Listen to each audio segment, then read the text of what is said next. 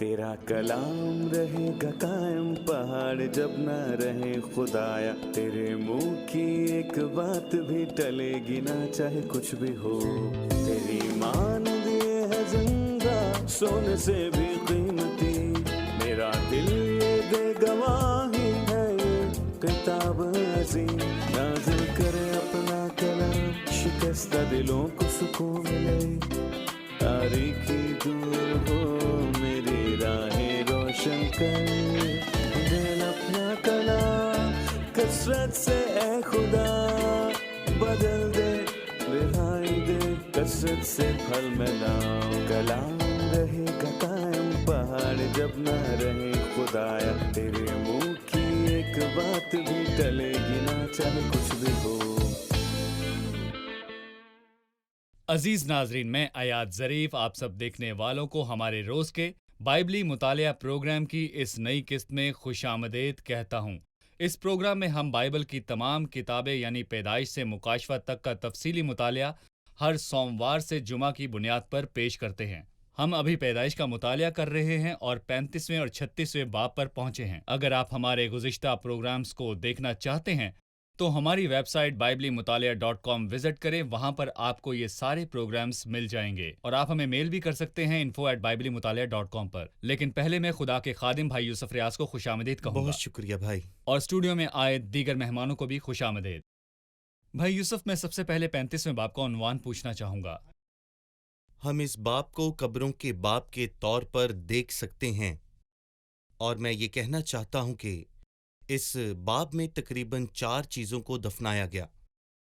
پہلی چیز بہت اہم ہے کیونکہ بیگانے دیوتاؤں کو بلوت کے درخت کے نیچے دفنایا گیا، اور پھر ربکا کی دایا دبورا کو، اور پھر سب سے عزیز راخل کو دفنایا گیا، اور آخر میں اسحاق کو دفنایا۔ صحیح، اگرچہ یہ قبروں کا باب ہے لیکن اسی باب میں ایک نئے پیدا ہونے والے بچے کی پیدائش کا ذکر ملتا ہے، قابل اور احترام ایک نوزائیدہ بچے کا۔ اب میں کچھ آیات پڑھنا چاہوں گا، پھر میں آپ سے سوال پوچھوں گا۔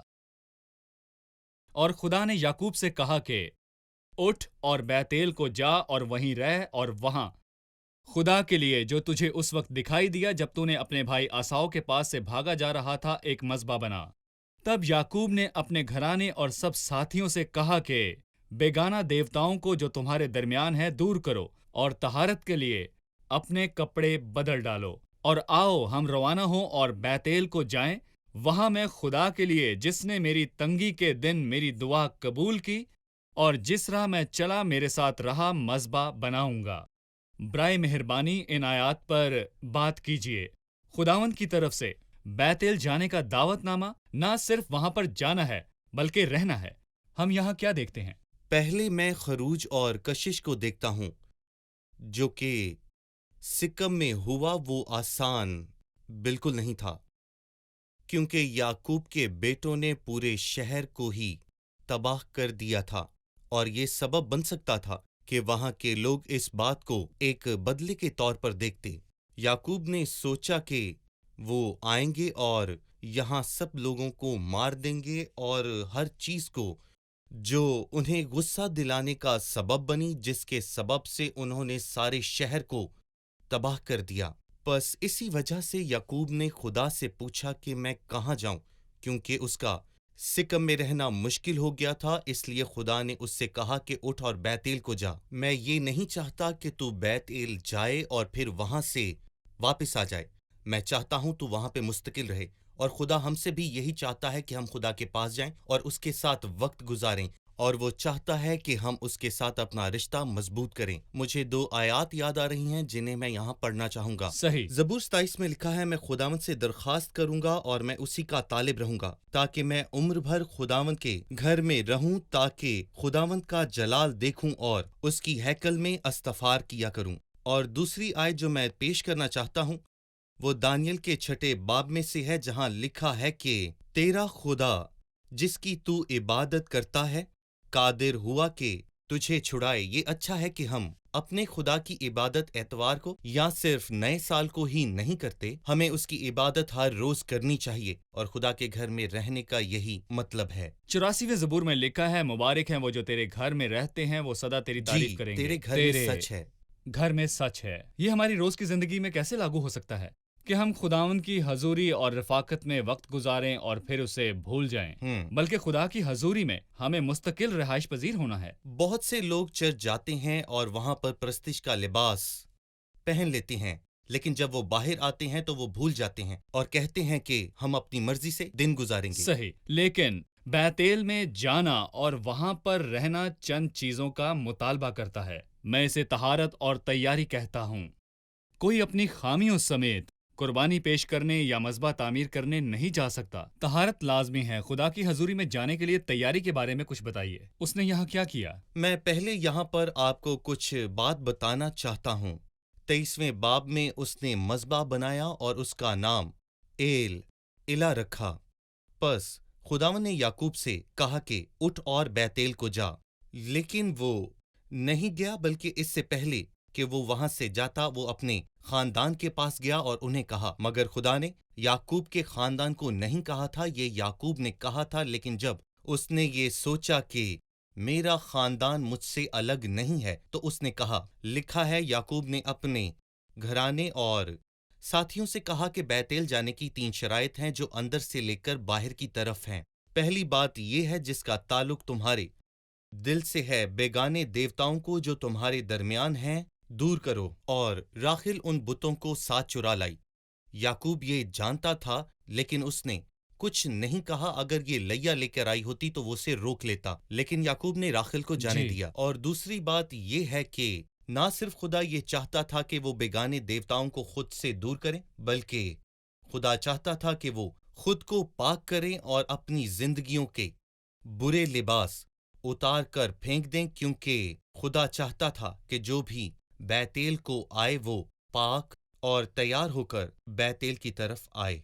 सही भाई यूसुफ, इसीलिए 4 आयत में लिखा है, तब उन्होंने सब बेगाना देवताओं को जो उनके पास थे और मंदिरों को जो उनके कानों में थे याकूब को दे दिया, और याकूब ने उनको उस बलूत के दरख्त के नीचे जो सिकम के नजदीक था दबा दिया।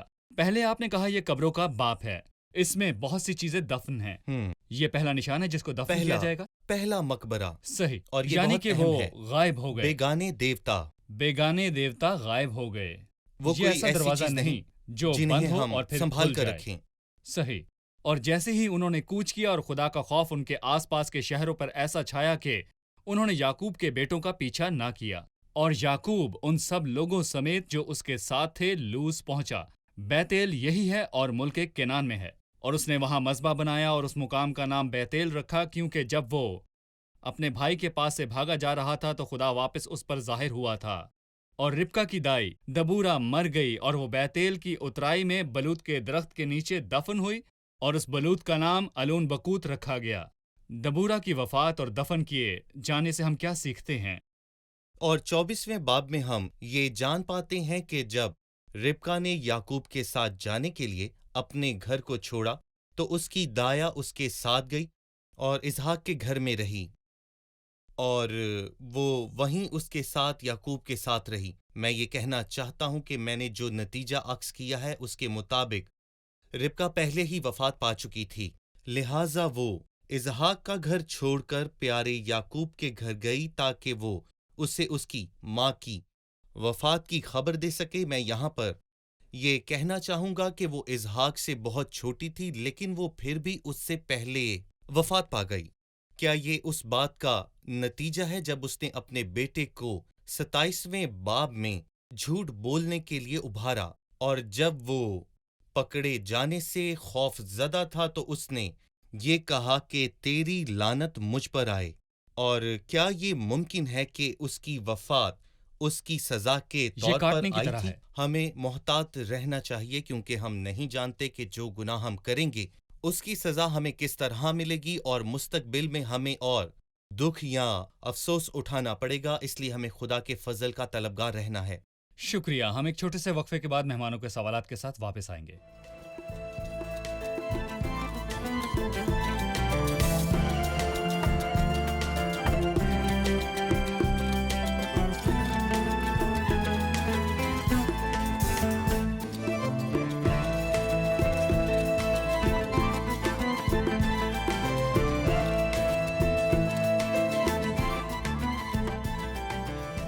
हम जानते हैं कि खुदा ने याकूब का नाम तब्दील करके इसराइल रखा। 10वीं आयत में उसने वही चीज़ क्यों दोहराई? और खुदा ने कहा कि तेरा नाम याकूब है, तेरा नाम आगे कोई याकूब ना कहलाएगा बल्कि तेरा नाम इसराइल होगा। जी भाई यूसुफ। दर हकीकत खुदा नाम तब्दील करने पर जोर दे रहा है। ऐसा लगता है कि याकूब ने नाम तब्दील करने के हवाले से कोई रद्द अमल नहीं दिया। मुझे ऐसा लगता है कि याकूब खुदा की फर्माबरदारी नहीं कर रहा था, बल्कि वो अपनी जिंदगी एक छीनने वाले की तरह गुजार रहा था। लेकिन 34वें बाब में खुदा ने उसे उस हमले के बाद बैतेल जाने को कहा। यहाँ मैं दो चीजों को देखता हूँ। पहली बात कि खुदा उस पर जाहिर होगा, और ना सिर्फ उस पर जाहिर होगा बल्कि उसका नाम बदलेगा। लेकिन याकूब ने वो किया जो उसने 32वें बाब में नहीं किया था। उसने हमारे खुदा से उसका नाम पूछने की जुर्रत की। पस उसने कहा, तू मेरे नाम के बारे में क्यों पूछता है? मैं खुद को जाहिर किए बगैर तुझको बरकत दे सकता हूँ। और जब वो बैतेल को गया तो खुदा ने उसे बरकत दी और कहा, मैं खुदाए कादिर हूँ। उसने ना सिर्फ खुदा का नाम बताया बल्कि उसने याकूब का नया नाम भी उस पर जाहिर किया। मगर मैं आपको ये बताता चलूं कि ये सब कुछ 32वें बाब में नहीं हुआ, और खुदा याकूब से प्यार करता है इसलिए उसे बताता है। सही। 16वीं आयत से शुरू करके 35वें बाब के आखिर तक बहुत से वाकयात पेश आते हैं। जी। हमें बाद में याकूब की वफात से पहले बिन्यामीन की पैदाइश और राखल की वफात के बारे में बताइए। बिन्यामीन की पैदाइश के हवाले से वो दो बच्चों की ख्वाहिशमंद थी। उसने उससे कहा कि मुझे दो बच्चे दे वरना मैं मर जाऊंगी, और खुदा ने उसे तमाम बच्चों में से बेहतरीन बच्चा बख्शा जिसका नाम था यूसुफ। और उसने उसका नाम यूसुफ ये कहकर रखा कि खुदा ने मुझे एक और बेटा बख्शा, और खुदा ने उसे एक और बेटा दिया। लेकिन अफसोस की बात यह है कि जब वो उसे जन रही थी तो उसी दौरान उसकी मौत वाक़या हो गई। वो बदनसीब औरत थी। लेकिन मैं यहाँ पर यह भी कहूँगा कि उसकी शादी जिस शख्स के साथ हुई थी उसका ताल्लुक खुदावंद खुदा से था। उसने बेहतरीन बच्चों को जन्म दिया, मगर उसने अपनी सारी जिंदगी हसद में गुजारी थी। वो नाखुश थी, और जो बात आखिरी उसने कही, ये मेरे गम का बेटा है। याकूब जो उससे बहुत प्यार करता था, वो ये समझ जाता है कि इसका ये पुकारना आखिरी हुक्म है। उसने उसके आखिरी इल्फाज को कबूल नहीं किया, लिहाजा उसने उसका नाम बनूनी नहीं रखा बल्कि उसका नाम उसने तब्दील करके बिन्यामीन रख दिया, जिसका मतलब है मेरे दाहिने हाथ का बेटा, यानी मेरी ताकत का ये बेटा बनेगा। बिन्यामीन की पैदाइश पर राखल को ये कहा गया कि मत डर, जी। क्योंकि तेरे दूसरा बेटा होगा। लेकिन उसने जवाब ना दिया। बाइबल इसके बारे क्या कहती है कि उसने मरते हुए बच्चे का नाम बनूनी पुकारा, जिसका मतलब है कि गम में, और उसे ये कहा गया मत डर। इसके अलावा लोगों ने एली की बहू को कहा मत डर, लेकिन वो बेटा जो पैदा हुआ उसे यकबूद कहा गया, जिसका मतलब है हशमत जाती रही। लूका की अंजील में मुकद्दसा मरियम से फरिश्ते ने कहा मत डर, मगर उसके लिए ना डरने की एक बड़ी वजह थी। वो जो आ रहा है सारे खौफ को उठा लेगा और अमन कायम करेगा। सही। बराए मेहरबानी मसीह की आमद के बारे में आप क्या कहेंगे, और कैसे उसकी आमद से खौफ खत्म हो जाएगा और वो अमन कायम करेगा? राखिल ने जो नाम रखा था वो फितरी नाम था, जिसका मतलब था गम का बेटा। लेकिन याकूब ने जो नाम रखा था वो ईमान का नाम था। इससे मुझे मत्ती का दूसरा बाब याद आता है, जिसमें लिखा है कि राखिल अपने बच्चों को रो रही है और तसल्ली कबूल नहीं करती क्योंकि वो नहीं हैं। हेरोदीस ने जाबराना और कातलाना अंदाज में बैतलहम और इसके गिरदोनुमा के तमाम लड़कों को मरवा दिया, और वो दाहिने हाथ के तौर पर फिर आएगा, जैसे इब्रानियों के 9वें बाब में लिखा है कि वो दूसरी बार बगैर गुनाह के नजात के लिए उनको दिखाई देगा जो उसकी राह देखते हैं। उसकी पहली आमद कौमों के गमों से वाबस्ता है। खास तौर पर जब उन्होंने मसीह को मसलूब किया और मार डाला तो मसीह ने यरूशलेम की बेटियों से कहा, तुम अपने अपने बच्चों के लिए रो, लेकिन मसीह दाहिने हाथ के बेटे के तौर पर दोबारा आ रहा है। और मेरा इस बात पर पुख्ता यकीन है कि जब वो आएगा तो तमाम दुश्मन उसके पैरों के नीचे होंगे। और मसीह की आमद पर बाइबल यूहन्ना की अंजील में कहती है, हमने उसका जलाल देखा, यकबूत जैसा जलाल नहीं। जी। बल्कि जैसा बाप के इकलौते का जलाल जी। और मुस्तकबिल में वो आएगा और उसके सर पर बहुत से ताज जलाल के बादशाह के तौर पर होंगे। खुदावंद जो कवि और कादिर है। लिखा है खुदावंद का जलाल उनके चौगिर्द चमका। सही। 18वीं आयत, और यूं हुआ कि उसने मरते मरते उसका नाम बनूनी रखा और वो मर गई, पर उसके बाप ने उसका नाम बिन्यामीन रखा। और राखिल मर गई और इफ्रात यानी बैतलहम के रास्ते में दफन हुई, और याकूब ने उसकी कब्र पर एक सतून खड़ा कर दिया। राखिल की कब्र का ये सतून आज तक मौजूद है। भाई यूसुफ, मैं आपसे सिर्फ ये पूछना चाहूंगा कि राखिल की कब्र के सतून के बारे में आप क्या जानते हैं? मैं तो बस ये कहना चाहता हूँ कि जिस जगह जमीनी उम्मीदें दफन की गईं, अगर मैं ये कहूँ कि वहां पर आसमानी बरकत पैदा हुई, लिहाजा मैं ये कहूँगा कि वो उसकी आखिरी आरामगाह साबित हुई, क्योंकि याकूब उससे बहुत प्यार करता था और उसने 14 साल राखिल के लिए खिदमत की। 7 साल नहीं की थी, पर वो राखिल के साथ 14 साल नहीं रहा, और लगता है कि ये भी एक सतून है। और मैं इस कहानी से ये समझ पाया हूं कि हमें हमारी जिंदगी में उम्मीद रखनी चाहिए, क्योंकि ये गैर मुस्तहकम है। दुनिया की बेहतरीन से बेहतरीन चीज भी जल जाएगी, क्योंकि दुनिया की हर चीज ही फानी है। तो खूबसूरती पर मत जाएं, क्योंकि ये हमेशा धोखा देती है। उसने एक सतून कायम किया जहां धरती की उम्मीदें दफन हैं। और जमीन की जी खूबसूरती। बिल्कुल ठीक कहा आपने। और वहीं पर हमारा खुदावंद यीशु मसीह पैदा हुआ, और जो कोई उस पर ईमान लाता है वो हमेशा की जिंदगी पाता है, और वो खुदा में हमेशा के लिए खुश रहता है, क्योंकि खुदा उससे प्यार करता है और उसे कभी अकेला नहीं छोड़ता। आने वाली आयत हमें पिलौठे बेटे रूबन के गुनाह के बारे में बताती हैं। उसने क्या किया, आप क्या कहेंगे? उसने एक बदनामी का काम किया। मेरे ख्याल से उसने याकूब का दिल तोड़ा। बाइबल सिर्फ एक जुमला कहती है कि इसराइल को मालूम हो गया। जब उसे इस बात का पता चला तो ये बिल्कुल ऐसे ही था जैसे कि कहीं पर जलजला आ गया हो। और याकूब अपनी मौत के दिन तक ये बात ना भूला, और जब वो अपने बच्चों को बरकत दे रहा था तो वो रोबन पर रुका और उसने उससे कहा कि रोबन, तू मेरा पेलौठा है, मेरा जोर और मेरी कुव्वत का पहला फल है, और अजमत और कुव्वत में तू अवलीन है, और तू पानी की तरह गैर मुस्तहकम होगा, और तुझे पानी की तरह बरतरी नहीं मिलेगी। तूने अपने बाप के बिस्तर को नापाक और दागदार किया। फिर उसने रोबन से बात करना बंद कर दिया, जैसे कि वो कह रहा हो वो मेरे बिस्तर पर गया, जो कि बहुत ही अफसोसनाक है। यहाँ पर मैं रोबन में असाऊ को भी देख सकता हूँ, जिसने मसूर की दाल के बदले अपना हक बेच दिया, और यहाँ गर्जी खुशी, नापाकी और हवस की वजह से उसने अपना पैदाइशी हक खो दिया, क्योंकि उसे बरतरी नहीं मिली थी, हालांकि वो उसका पेलौठा बेटा था। लेकिन पैदाइशी हक उसके पास नहीं गया, बल्कि ये हक यूसुफ को मिला, जो कि इसके लायक था, और रोबन ने अपना ये हक गर्जी खुशी में खो दिया। ये हमारे लिए एक सबक है, जिससे हम सीखते हैं कि गर्जी खुशी से हम अपना वो हक खो देते हैं जो बहुत ही खास है। सही। हम एक छोटे से वक्फे के बाद दोबारा हाजिर होंगे।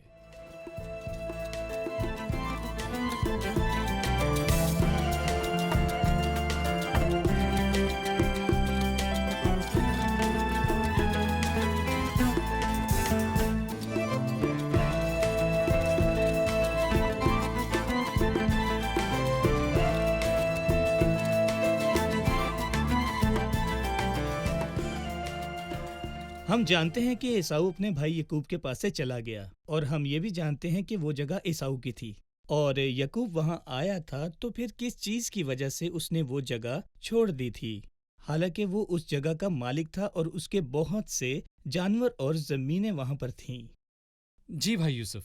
और मैं यहाँ पर ये भी कहना चाहता हूँ कि असाव के सारे बच्चे मुल्के केनान में ही पैदा हुए, और इसके बाद याकूब के बच्चों में से कोई भी केनान में पैदा ना हुआ। लिहाजा फितरी तौर पर असाव जमीन ले गया, लेकिन याकूब कहीं और जमीन को ढूंढेगा, उनकी पैदाइश की सरजमीन। जी सही। लेकिन आखिर में खुदा का मकसद पूरा होना जरूर था, ताकि खुदा के इंतखाब का मकसद जारी रहे, कामों की वजह से नहीं, बल्कि उसकी वजह से जिसने उसे बुलाया है। ये असाऊ और याकूब के पैदा होने से पहले ही ربکا کو بتا دیا گیا تھا جیسا کہ کلام کو پورا ہونا تھا، اور وہ جس نے زمین لی جیسا کہ خدا نے ابراہم اور اسحاق اور یعقوب سے کہا تھا۔ یہ مشہور ہے کہ یعقوب کا بھائی عیساؤ، میں کہنا چاہتا ہوں کہ پھر اس کا بیٹا ادوم عیساؤ سے آئے گا، اور تاریخ ہمیں بتاتی ہے صحیح۔ کہ ادوم اور اسرائیل کے لوگوں کے درمیان دشمنی ہے۔ براہ کرم ان نکات کو اجاگر کریں جہاں عیساؤ کی نسل اور یعقوب کی نسل یا ادوم اور اسرائیل کے درمیان دشمنی ظاہر کی جاتی ہے۔ آپ اس کے بارے میں کیا کہیں گے؟ میرے خیال سے ادوم کے بارے میں ہم یسایہ کے 34ویں اور یرمیہ کے 48ویں باب میں پڑھتے ہیں، لیکن شاید ادوم اور عیساؤ کے متعلق واضح الفاظ عبیدیہ کی پیشن گوئی میں پائے جاتے ہیں، جو ادوم کے بارے میں بہت مہارت سے بات کرتا ہے۔ اس پیشن گوئی میں ان پر 3 بڑی آفتیں آئیں، اور یہ آفتیں ان پر کس وجہ سے آئیں؟ پہلی وجہ یہ تھی کہ وہ سب کے سب غرور اور تکبر سے بھرے ہوئے لوگ تھے، اس لیے خدا نے ان پر 3 آفتیں بھیجیں، اور لکھا ہے کہ ہمارا خدا اس سب سے بہت زیادہ نفرت کرتا ہے۔ اور دوسری چیز یہ تھی کہ انہوں نے خدا کی پاک چیزوں کی حقارت کی، اور خدا کی چیزیں ان کی نظر میں کوئی اہمیت کی حامل نہیں تھیں، اور عیساؤ نے محض دال کی کٹوری پر اپنا پیلوٹے ہونے کا حق نہیں بیچا تھا۔ اس نے سوچا کہ میں تو مرا جاتا ہوں، تو بس مجھے یہ دال کی کٹوری چاہیے، مجھے پیلوٹے ہونے کا حق نہیں چاہیے۔ پہلی چیز یہ کہ خدا کی چیزوں کی بے عزتی، دوسرا خدا کو غرور پسند نہیں، اور تیسری چیز خدا کے لوگوں سے بلا وجہ دشمنی۔ اور اگر ہم عبیدیہ کی کتاب غور سے پڑھیں تو ہمیں وہاں پر واضح طور پر اس بات کا ثبوت ملتا ہے کہ لوگ بلا جواز خدا کے لوگوں سے دشمنی رکھتے تھے، اور لکھا ہے کہ اے چٹانوں کے شگاف میں رہنے والے، تیرے دل کے گھمنڈ نے تجھے دھوکہ دیا ہے، اور اپنے بھائی سے نفرت اور اس قتل کے باعث اور ظلم کے سبب سے جو تو نے اپنے بھائی یعقوب پر کیا ہے، تو حجالت میں مبلس اور ہمیشہ کے لیے نیست ہوگا۔ جس روز تو اس کے مخالفین کے ساتھ کھڑا تھا، جس روز اجنبی اس کے لشکر کو اسیر کر کے لے گئے اور بیگانوں نے اس کے پھاٹکوں سے داخل ہو کر یروشلم پر کرا ڈالا۔ یہ خدا کے لوگوں سے نفرت کا اظہار ہے، اور لکھا ہے ان کی تمام مصیبتوں میں وہ مصیبت زدہ ہوا۔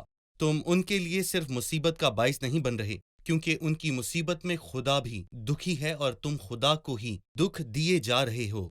اور جن کے پاس یہ 3 چیزیں ہیں، میں ان کے ساتھ ہمدردی کا اظہار کرتا ہوں اور انہیں بھی خبردار کرنا چاہتا ہوں، پر جو خدا کے لوگوں سے بلا وجہ نفرت کرتے ہیں، مگر وہ اس سب کے حقدار بالکل نہیں ہیں۔ اور آخر میں یہ کہنا چاہتا ہوں، وہ سب لوگ جو خدا کی ان 3 چیزوں سے نفرت یا ان کی حقارت کرتے ہیں، ان کے لیے ابھی بھی موقع ہے۔ وہ اپنے آپ کو بدلیں اور خدا کے پاس آئیں، اور خدا سے پیار کریں اور خدا کے ساتھ وقت گزاریں۔ صحیح۔ براہ کرم 2 تاریخی نکات پر ایک آخری خیال پیش کیجئے جہاں پر عیساؤ کی نسل نے خدا کے لوگوں سے دشمنی ظاہر کی تھی جب وہ بیابان اور زمین میں تھے، ان کے بارے میں بتائیے۔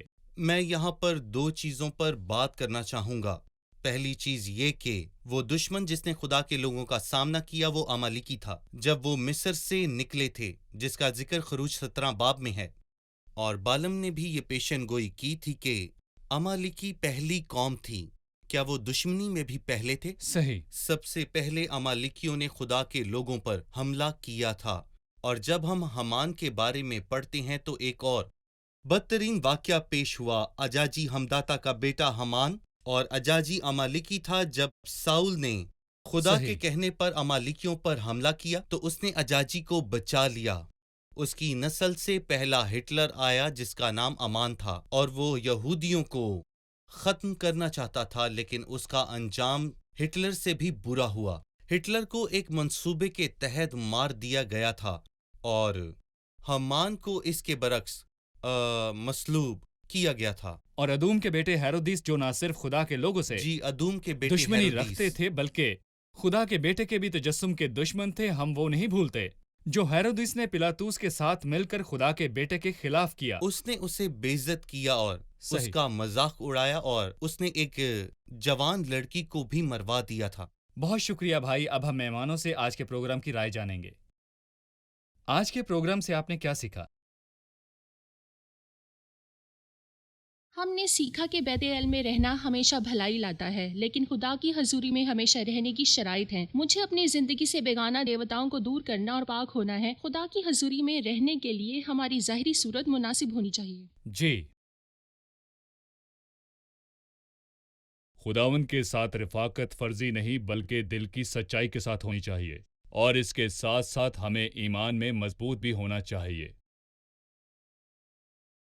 خدا اپنے وعدوں میں سچا ہے، اور جیسے ہم نے دیکھا کہ عیساؤ نے اپنے ملک کو چھوڑا اور یعقوب نے اپنے بیٹوں سمیت اس جگہ کی ملکیت لی، اگرچہ یہ ملک عیساؤ کے بچوں کی پیدائش کی جگہ تھی۔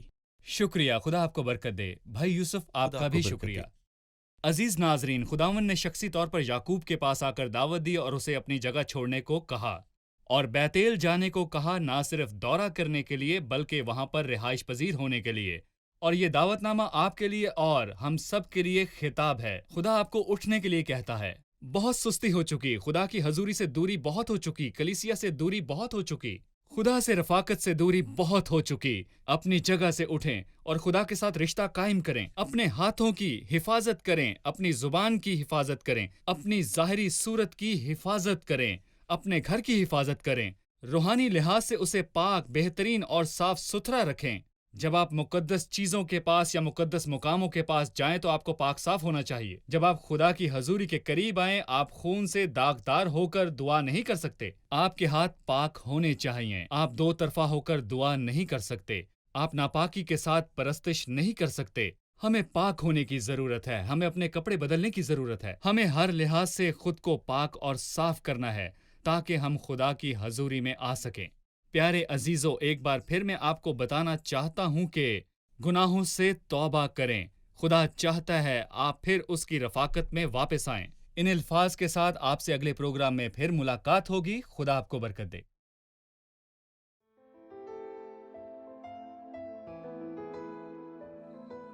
تیرا کلام رہے گا قائم، پہاڑ جب نہ رہے خدایا، تیرے منہ کی ایک بات بھی ٹلے گی نہ، چاہے کچھ بھی ہو۔